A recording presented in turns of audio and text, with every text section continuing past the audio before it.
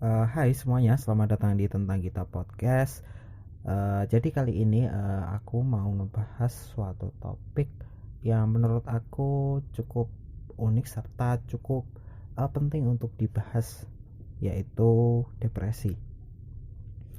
Uh, Kenapa aku milih topik ini? Karena menurut aku sendiri kebanyakan dari kita generasi milenial khususnya sebenarnya mengalami depresi, tapi kita itu nggak sadar kalau kita itu sedang dalam depresi gitu. Oh iya, sebelumnya perlu diketahui bahwa isi podcast ini adalah pendapat pribadi yang mungkin bisa salah dan juga bisa benar. Jadi apabila ada salah, aku minta maaf. Iya, jadi kalian pasti pernah dengar ataupun melihat sebuah artikel ataupun juga bisa berita yang menyatakan bahwa generasi milenial itu lebih mudah ataupun rentan terkena depresi. Apalagi ada juga sebuah data nih yang menyatakan bahwa tingkat kecemasan, depresi serta tendensi untuk bunuh diri saat ini mengalami peningkatan 2 kali lipat daripada 10 tahun yang lalu. Terus hal ini kita sebagai generasi milenial tentunya nggak ingin hal depresi ini terjadi pada diri kita kan. Makanya aku trigger nih ataupun ingin membuat podcast tentang ini sehingga kita bisa ataupun paling nggak meminimalisir agar kita terhindar dari yang namanya depresi ini.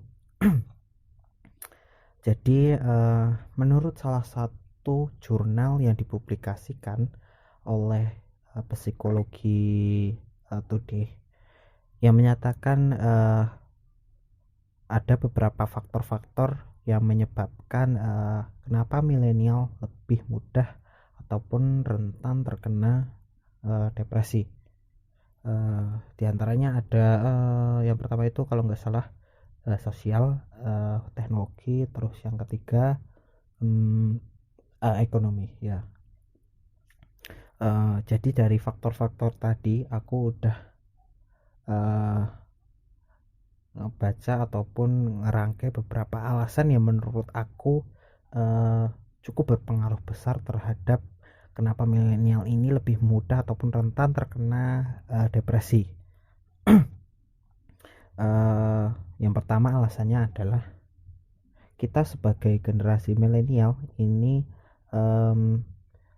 menuntut tinggi terhadap diri kita sendiri. Maksudnya di sini adalah contohnya kayak gini, kita pasti pernah melihat seseorang nge-share foto-foto tentang kehidupan mereka, dan menurut sebagian orang nih merasa bahwa foto-foto yang mereka share ini adalah kehidupan yang ideal, entah itu dari segi tubuh, wajah ataupun gaya hidupnya. Nah, ketika mereka melihat foto-foto ini, generasi kita nih memiliki kecenderungan untuk bisa menyamai ataupun berada di posisi seseorang yang mereka lihat di media sosial yang tadi yang mereka anggap ideal tadi gitu. Jadi mereka berusaha untuk berada di posisi yang mereka lihat dan mereka anggap ideal. Ada fenomena yang kita ketahui, ada banyak orang-orang yang berusaha untuk menjadi selebgram dan youtuber. Hal ini merupakan salah satu contoh nih, seseorang ingin menyamai ataupun berada di posisi mereka yang dilihat di media sosial, yang merasa mereka itu ideal gitu bagi kehidupan mereka yang melihatnya. Ditambah lagi ada juga lucunya fenomena ketika ada sebagian anak-anak yang menurut aku masih kecil-kecil, ketika ditanya oleh gurunya cita-citanya apa, itu nggak sama kayak generasi-generasi sebelumnya yang kayak jadi dokter, guru, pilot. Ini enggak, ini malah kepingin jadi selebgram ataupun youtuber.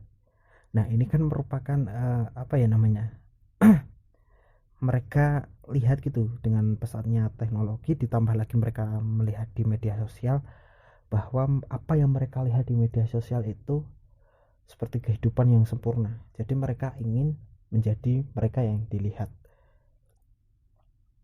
Padahal nih kenyataannya, um, kita tahu ketika seseorang itu berada di media sosial pasti punya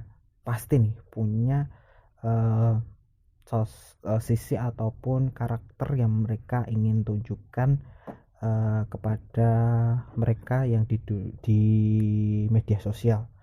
Contohnya kayak nggak selamanya ataupun nggak mungkin keseharian mereka kayak gitu. Contohnya kayak mereka yang dandan cantik ataupun kehidupan mereka, foto jalan-jalan kemana-mana, mereka nggak setiap hari kayak gitu, nggak nggak nggak nggak dandan gitu. Kalau sehari bangun tidur juga nggak dandan, nggak make up segitunya. Mereka hanya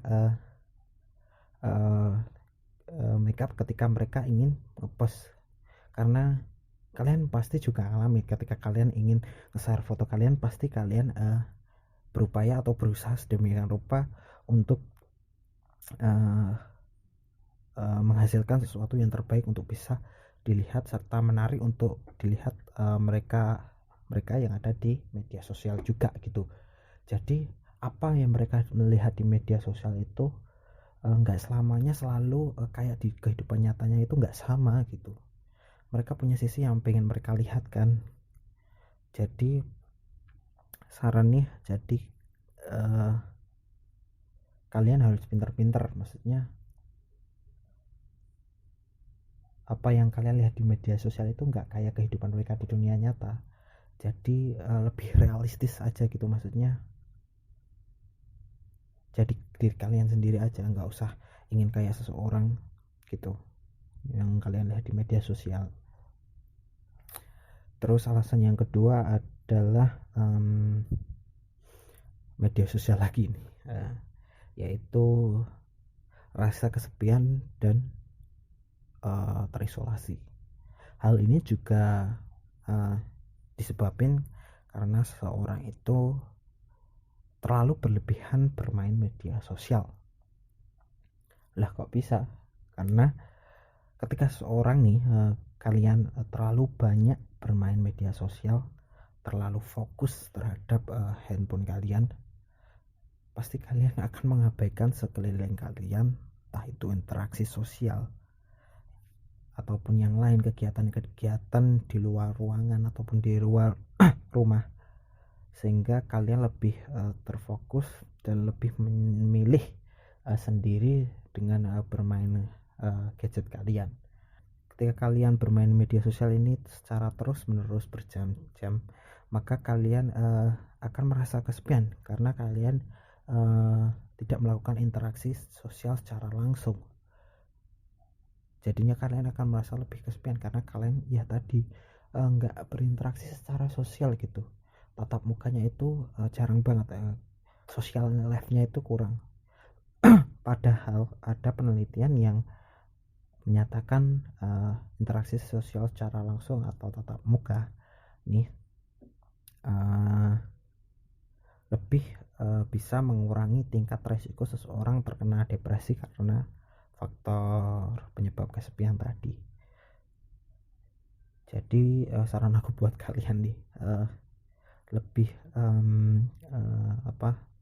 kurangin bermain media sosial, lebih lakukan interaksi secara sosial atau bersosialisasi, entah itu dengan teman kalian ataupun dengan seseorang, entah itu keluarga juga bisa kan. Jadi jangan terlalu banyak bermain media sosial, lebihlah bersosialisasi, jangan no life gitu kalau bahasanya sekarang kan.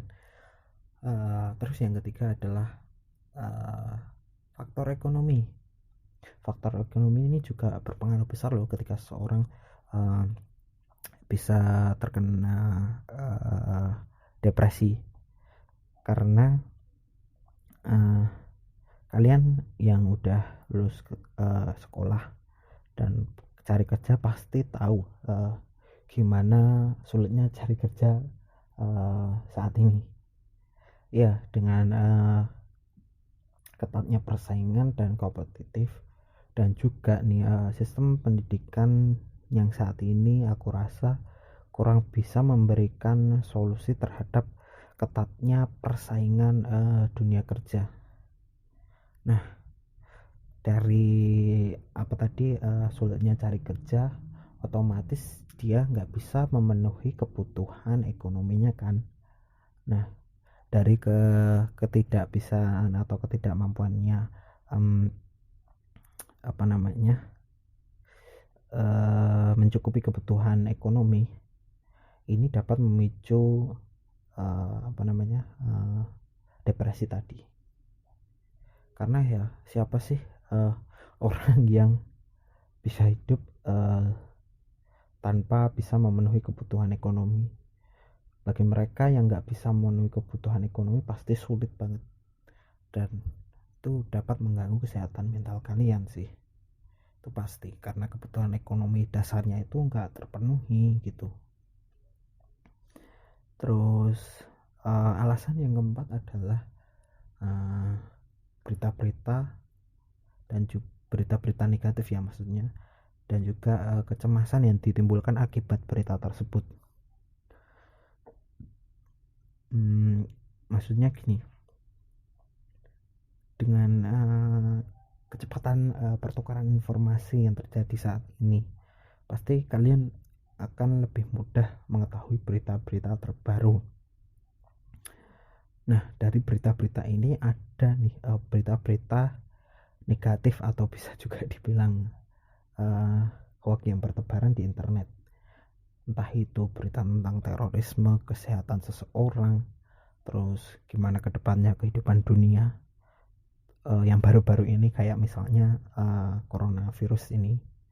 Nah, ketika seseorang melihat ini dan dia merasa cemas, dan kecemasan itu berlangsung cukup lama ditambah mereka dengar berita buruk lagi, berita-berita negatif, karena kita seakan dipaksa untuk melihat berita-berita ini kan, berita-berita negatif ini, tanpa kita memverifikasi bener nggak nih berita yang kita terima ini valid nggak, bener nggak, karena ya kita tahu banyak sekarang itu berita-berita yang nggak bener gitu, maksudnya fiktif gitu, cuma diada-adain gitu. Jadi karena berita-berita ini timbullah tadi kecemasan itu menumpuk sehingga bisa menimbulkan banget nih yang namanya depresi, karena kecemasan yang terlalu menumpuk tadi, kecemasan yang terlalu berlebihan, bisa jadi kayak fobia gitu. Ketika fobia ini ataupun rasa takut ini menumpuk terus, pasti akan selalu terbayang-bayang di kehidupan kalian, dan pastinya akan mengganggu banget sih. Dan saran aku buat untuk menghindari faktor ini ataupun alasan ini adalah kalian harus memverifikasi atau memvalidasi berita yang kalian terima. Jadi kalian itu harus olah dulu berita yang kalian terima. Jadi nggak mentah-mentah langsung kalian telan berita yang kalian terima, itu enggak. Kalian harus verifikasi benar nggak nih berita yang kalian terima. Dan juga jangan main share aja, kalian harus juga memvalidasi berita yang kalian terima. Karena ada juga pengalamanku ya, ini sedikit cerita. Ada nih temenku yang suka nge-share berita tanpa dia memverifikasi kebenaran berita, dan berita-beritanya itu menurut aku sih lumayan keras gitu, maksudnya lumayan kayak bisa membuat seseorang itu cemas banget itu. karena ya dia itu nggak bisa mengolah berita yang dia dapat, jadi udah main wah ini berita langsung dia share gitu aja tanpa memverifikasi kebenaran berita yang dia terima. Nah dia itu nggak pernah mikirin dampak apa yang mereka yang menerima ataupun membaca dari dia yang share tadi, padahal itu cukup lumayan berpengaruh loh terhadap kesehatan mental seseorang. Nah jadi itu tadi beberapa alasan-alasan kenapa milenial mudah terkena depresi. Dan juga ini kembali lagi kepada individunya masing-masing. Ketika kalian bisa mengatasi alasan-alasan tadi, kalian tentunya akan nggak akan mudah terkena depresi. Gimana sih caranya agar kita nggak mudah terkena depresi tadi? Ya tadi menurut saran-saran yang aku berikan tadi, diantaranya kayak memvalidasi berita-berita yang kita terima, terus lebih bersosialisasi, terus apa tadi yang pertama ya, intinya itu sih. Terus ada lagi yang menurut aku dan beberapa penelitian juga mengatakan bahwa buatlah diri kalian bahagia. Jadi ketika kalian entah itu dengan membahagiakan dengan entah itu cuma ngobrol sama teman kalian, kumpul sama keluarga, ataupun melakukan hobi-hobi yang kalian sukai, itu bisa banget menurunkan resiko kalian terkena depresi. Karena ya ketika kalian bahagia, kalian nggak akan stres gitu, karena kalian melakukan hal yang kalian suka. Jadi gitu. Dan menurutku lakukanlah hal yang membahagiakan diri kalian, meskipun hanya dengan hal-hal sederhana gitu. Ya jadi cukup gini aja pembahasan tentang milenial yang rentan terkena depresi. Makasih banget udah ngeluangin waktu untuk dengerin podcast aku, dan ya terima kasih.